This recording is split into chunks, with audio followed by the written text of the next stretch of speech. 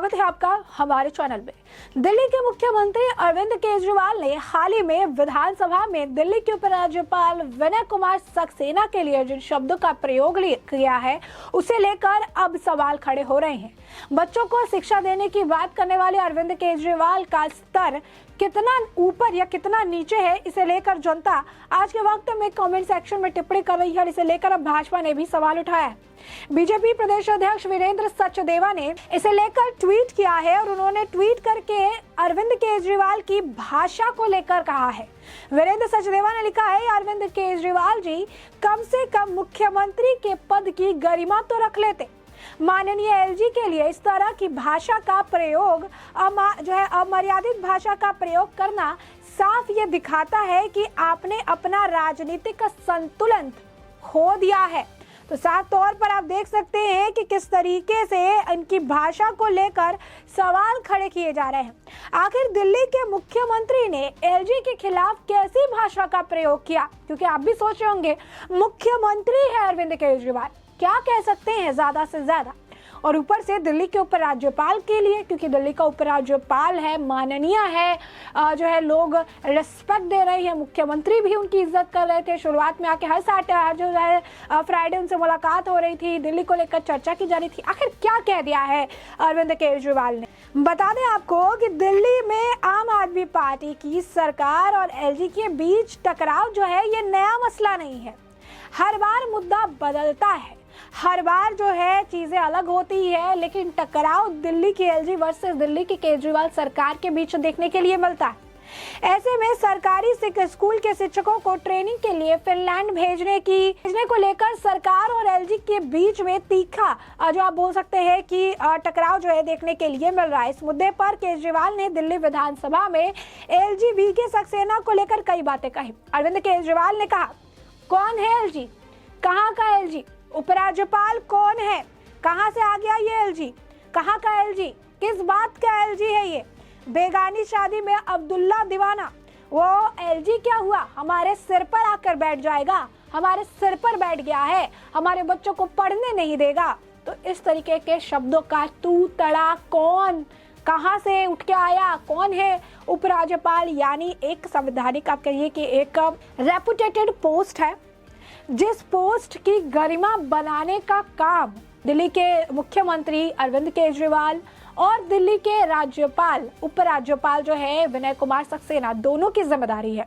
अब ऐसे में दिल्ली के मुख्यमंत्री के शब्द और भाषा का स्तर देखिए आप कि वो उपराज्यपाल के लिए ऐसी भाषा का इस्तेमाल कर रहे हैं। ऐसे में जो लोग हैं वो केजरीवाल की भाषा को लेकर सवाल उठा रहे हैं, क्योंकि इस तरीके से राजनीतिक पोस्ट का कैसे लाभ उठा सकता है, क्योंकि विधानसभा में उन्हें पता है कि विधानसभा में कुछ भी कहे वो रिकॉर्डेड रहता तो है, वो चीजें देखने के लिए मिलती सुनाई देती है, लेकिन उसमें कोई एक्शन नहीं लिया जा सकता। ये चीजें वो बाहर आकर नहीं कह सकते हैं, बाहर आके वो प्रदर्शन करते हैं, लेकिन वहां पर भाषा का मर्यादा वो बनाए रखते हैं। लेकिन जैसे विधानसभा में जाते हैं तो भाषा की मर्यादा भूल जाते हैं। जैसे विधानसभा में जाते हैं तो ऐसी चीजें बोलने लगते हैं जिसे सुनकर ये समझ नहीं आता है कि दिल्ली का कोई मुख्यमंत्री बोल रहा है कि सड़क में चलता हुआ आदमी जिस तरीके से बात कर रहा है। और ये हम नहीं कह रहे हैं, ये कॉमेंट सेक्शन में लोग कह रहे हैं, ये भाजपा कह रही है कि आखिर शब्दों की मर्यादा, पद की गरिमा दोनों ही यहाँ पर नजर नहीं आ रही है। अगर लोग तो ये भी कह रहे हैं कि अगर इन्हें नहीं पता है कि आखिर उपराज्यपाल कौन है तो ये मुख्यमंत्री किस बात के हैं। सवाल एक और है, इस दौरान अरविंद केजरीवाल कहते हैं हमारे बच्चों को फिनलैंड जाने से रोका, बच्चे तो फिनलैंड जा ही नहीं रहे हैं। शिक्षकों को फिनलैंड भेजने की बात कही जा रही है, और फिनलैंड क्यों भेजना है? क्या अरविंद केजरीवाल फिनलैंड से पढ़कर आए थे? क्या दिल्ली के जो शिक्षा मंत्री है उप मुख्यमंत्री मनीष सिसोदिया फिनलैंड से पढ़ के शिक्षा मंत्री बने हैं? क्या भारत में सारी चीजें सुविधा अवेलेबल नहीं है?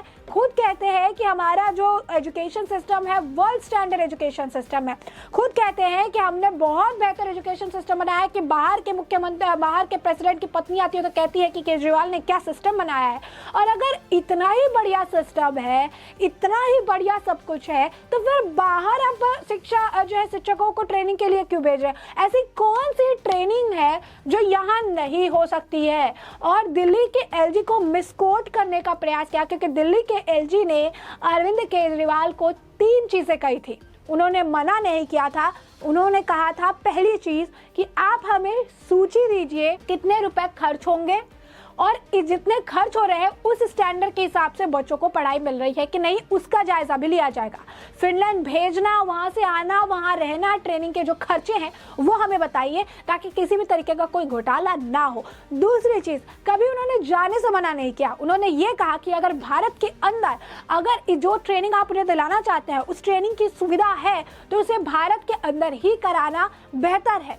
तीसरी, उन्होंने कहा कि आप हमें पूरा डाटा तैयार करके दीजिए, जिस डाटा के बेसिस पर हम एनालिसिस करेंगे, फिर हम आपको बताएंगे अगर ये सुविधा भारत में उपलब्ध नहीं है और इसके लिए सच में फिनलैंड जाने की जरूरत है कि नहीं। उसके बाद इसे जो है इस पर हाई या ना का चीज कहा जाएगा। इसे लेकर जब वो प्रदर्शन कर रहे थे तब भी ये जो एलजी कार्यालय के सूत्रों के द्वारा ये खबर आई थी। उस वक्त भी अरविंद केजरीवाल ने कहा था कि आप हमें पत्र लिख कर दे दीजिए, आप हमें बता दीजिए कि इसकी जरूरत नहीं है तो हम नहीं करेंगे।